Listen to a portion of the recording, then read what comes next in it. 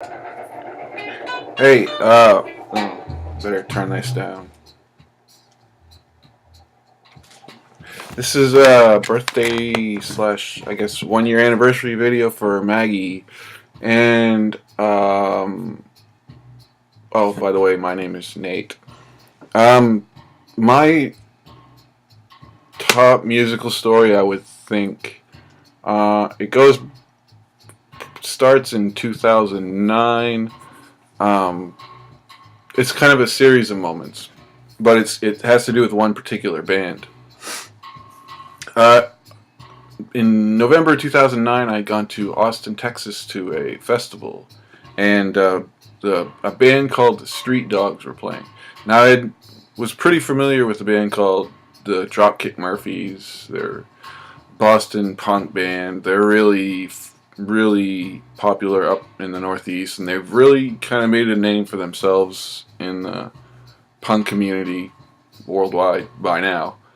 But the lead singer in the 90s, before 2000, was named, his name was Mike McColgan.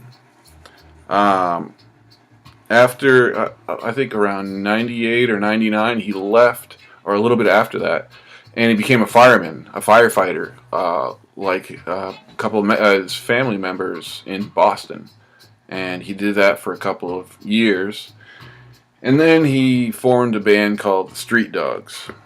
So I saw them and I was just blown away. It's these working class guys, northeastern, just like me. I'm from Maine.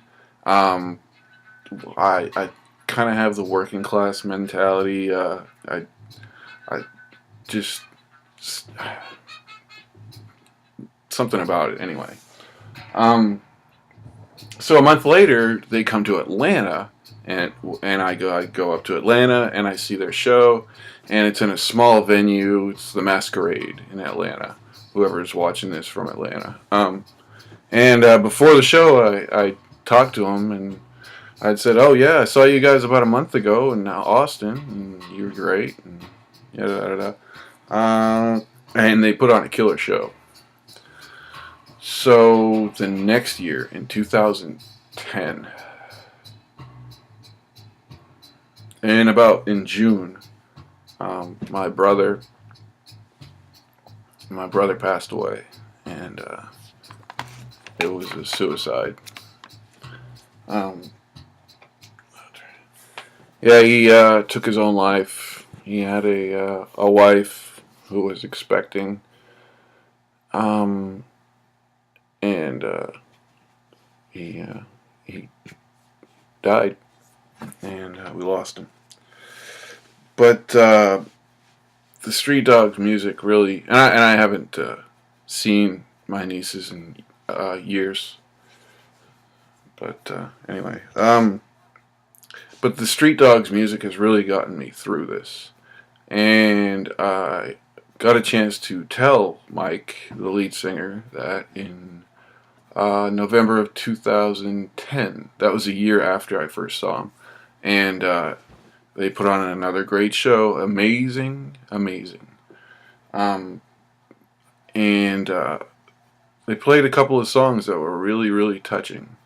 And I was kind of a zombie for about 6 months after that. So that was really it really hit me. So I bought their album, their self-titled album. Actually, it's their last one. I don't know why. They put out a couple of 7-inches after that, but their self-titled album is just amazing. There's 18 songs on it, and they're just one even better than the last. One of which is called "The Shape of Other Men." Or The Shape of Other Men, and it's dedicated to their friend Eric, who, as you listen to the song, it's about somebody they lost to suicide, a friend of theirs, and at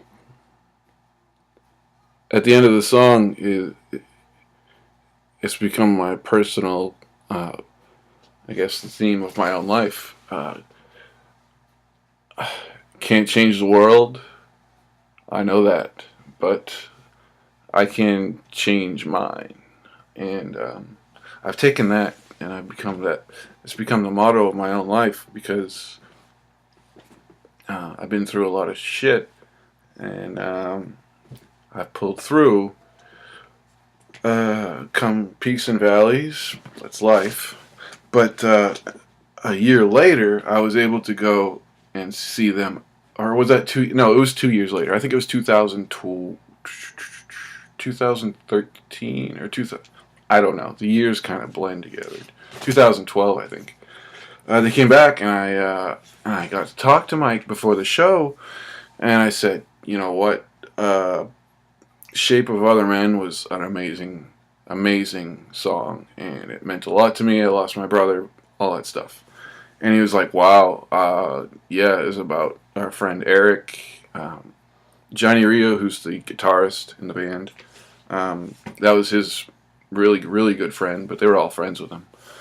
And they wrote it for him, and they sing it every night.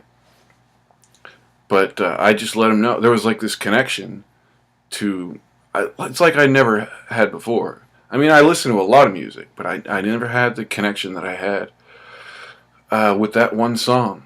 And this band will always stick with me. I mean, their politics I totally agree with. The lead, Mike McColgan, was in Desert Storm in 1989 or 90. And it's a politically charged message, and there's a lot of very personal stuff, and I highly recommend every single album that they have. They're the Street Dogs, but every time I see them in concert, every single time, they're amazing. It hits me right here, and those are the moments that I will cherish for the rest of my life, because they take their time out in at the beginning of their shows and at the end of their shows, just to hang out and party and whatever with their fans, and that's great. They play small venues. It's a bummer that they're not on a bigger stage. You know, they deserve a lot more. Wow, man, my head is really shiny. Anyway, they deserve a lot more exposure, because they're really just amazing players and songwriters. But that's my answer to your question. I could have picked out a million music moments, but that's really what stood out to me. So happy birthday, or happy birthday to your channel. 1 year. Wow. Yeah, I'm coming up on a year myself on in the VC. I started watching videos in about February or March, and then I bought a turntable, and then I started buying records. Again, I used to collect when I was younger, but then I stopped, and now I've got, like, after going on innumerable Craigslist digs and thrift stores and record stores and record shows, I've got a lot of music to listen to. But your channel is great. You're when you share parts of your life, it's very indicative that you're a very strong person, Maggie, and you're very cool. So yeah, if you're still watching after 9 minutes, thanks, and keep it up. Remember, go ahead and listen to these guys. They're fantastic. So good luck with your contest, and thanks for listening.